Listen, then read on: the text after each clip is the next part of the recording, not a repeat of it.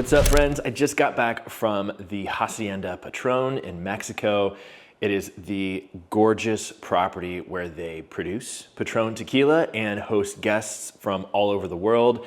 It was an insane experience. I have gone actually once before, so I knew a little bit what I was in for. It was actually one of my first liquor brand trips in kind of the early days of content creation for me in 2019. But that was for this big kind of cocktail competition. So still an insane experience, but I was with a bunch of bartenders who were competing, and it was like this big event. It was just a little bit more hectic. For this trip, it was nice to just go and just be a guest and soak up the experience. We got to learn about so much of the Patrón production process, from the agave fields, seeing the humidor harvest an agave and shave it down, which sounds so basic to say because it's truly just like this very beautiful artistic process of how he kind of shaves off the agave till it's just the piña, the heart that you use for producing tequila. Just so cool to see in person. Then of course, seeing the piñas processed, chopped up, cooked in ovens, mashed for fermentation, and seeing the different processes for milling them. At this point, I've been to a lot of distilleries, I've seen a lot of distilleries, but it's just cool to see, on this scale, on this level of production, and how Patrón has a huge output, but also does things really well. I also didn't know that when Patrón came on the scene in '89, less than 1% of exports were 100% Blue Weber agave. So that means the vast majority of tequila at the time was really crappy tequila. Not even tequila, it's mixtos. Sugary, additive laden, gross stuff. While I do enjoy Patrón, it quite honestly is not my favorite tequila, but there's no denying what this brand has done for the category in elevating tequila as a whole. Now we all get to enjoy the benefits of what they've done. Now, on a brand trip like this, I wasn't on the hook for any deliverables. There was no photo video asks. Of course, with being a content creator, they're hoping I share stuff on my Instagram, which I did to an extent, but I wasn't on the hook for producing anything, which is kind of nice. So with that in mind, I packed pretty light, wasn't gonna bring a ton of gear. I generally just try to bring, one camera body, one zoom lens sort of thing. I brought a few extra things this time, but still kept it very light. Like I said, I had been once to the Hacienda once before this trip, so I knew a little bit of what I was getting into. Usually just bring a camera, a lens, keep it basic, but I did want to bring some light on this trip because I knew we would be in this beautiful copper bar at the Hacienda. A lot of my fellow, content creators going on this trip are also bartenders and make drinks. So I was like, this would be a great opportunity to capture people in action, making drinks in this beautiful, beautiful bar. I'm just gonna show you everything I brought, talk through why I brought it, how I packed it, etc. So this is the Nomadic Peter McKinnon backpack. Of course, I'll put that in the description, but love how it completely opens so you can access everything. Lots of pockets for cards and accessories. Also has a little pocket on the side so you can easily, pull out a camera or two if you want. I don't use that super often, but I brought the Sony A7 IV. That's just kind of my most versatile camera to where I can switch back and forth between photo and video quickly and easily. I brought the 24-70 G Master Mark II.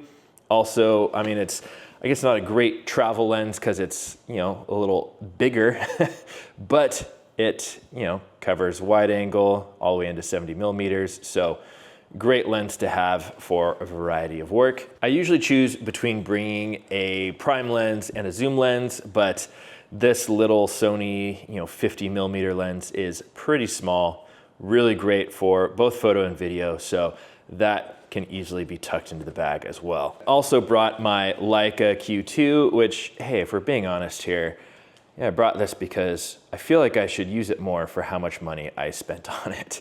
It's a great camera, very fun to use for street photography. I took a lot of beautiful photos with this camera around the Hacienda. However, I don't use it quite as much as I would like, simply because while it does shoot video, it's not very easy to use with video. You can't really switch back and forth between photo and video very quickly and easily. So I tend to grab the Sony a7 IV for that, but still, this is a great camera to have around, just really fun to use. I also brought the DJI Osmo Pocket 3, which was phenomenal on this trip. I'm actually using it to film this video right now. Otherwise, I would show it to you. But a lot of my fellow cocktail content creators also brought their Osmo Pocket 3s. So there was a lot of Osmo action happening on this trip. I was careful not to overpack my bag, so I left a lot of kind of extra space up here because I had it, and just in case I needed to use it for anything while I was on the trip. But this is kind of lights. This is a little Pavo tube for shooting video. I also brought one strobe or one speed light with me, and this is what I ended up using in the copper bar to photograph my fellow content creator friends making drinks. So again, I just brought the speed light and I put it on a little mini tripod and put it right on the top of the bar. And then I brought this little softbox. This might look like a little reflector thing, a little reflector disc that you collapse up, but this is actually a pancake or lollipop softbox. Okay, I gotta at least show it to you, but this is what my buddy Nader, 52 Chefs, first showed this to me. He uses these all the time. But they just pop out like a common photography reflector, right? Nothing new, but it's more like kind of two reflectors kind of stuck together. One is like translucent, one is like silver or gold, and then you have this gap in between so you can put the flash up in there. I generally just have the flash kind of pointed straight up. I think that's kind of the only way to kind of attach it in there. And then there's like this little loop in there that you can put the flash on and then just have that set up. Again, I just had it directly on the bar top itself. It would have been nice to have a little light stand so I could move it around a little more easily, position it a little higher. But honestly, for the amount of space I saved, this worked very, very well. Some of you might be thinking, why'd I even bother bringing a flash when, I had some Pavo tubes with me. These are, continuous lights I use a lot for video. It's kind of like, why even bother with this when you have this and, bringing a softbox, who cares? So for me, when it comes to shooting photo, the magic really is done in off-camera flash. So I'm not just putting this on my camera. I'm using like this wireless trigger to fire the flash remotely off camera so I can position it on different angles.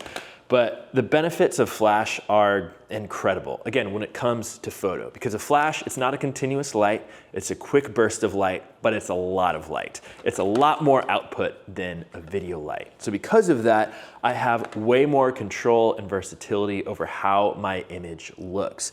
Because there's so much light coming from my flash, I can adjust my exposure settings. I'm usually shooting at an aperture of f8, maybe 5.6 or 5 at the widest. That allows me to get a ton of detail while still maintaining some depth of field if I want, but with a moving subject, I can just capture a lot of details that are sharp and in focus. So anyway, I should unpack, reorganize after being away, but if you have any questions about gear, lighting setup, how to pack equipment, anything like that, hit me up in the comments. Happy to help out.